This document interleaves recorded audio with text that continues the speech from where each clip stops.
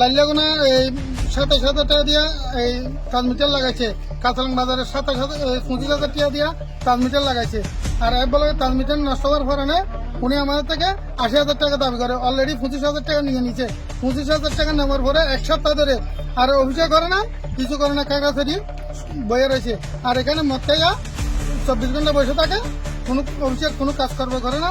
আজকে 2 মাস ধরে আমরা বিদ্যুৎ পাচ্ছি না, ঠিকভাবে মোটর চলে না, পানি নিতে পারে না, পানির অনেক সংকট, খাওয়ার পানি পাই না আমরা, খোলা পানি লেখাপড়া করতে পারে না, বল জ্বলে না, বাড়িতে কারণ নাই, বিদ্যুৎ বিল বাড়া দেয় সব সময়, কারণ ঠিকভাবে আসে না, আসলেও মানে বল জ্বলে না।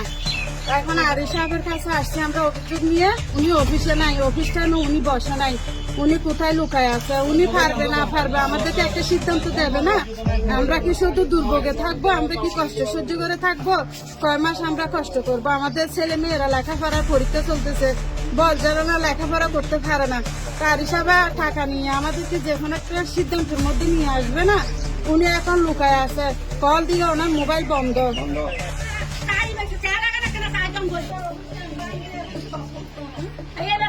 Galing mo ako na po.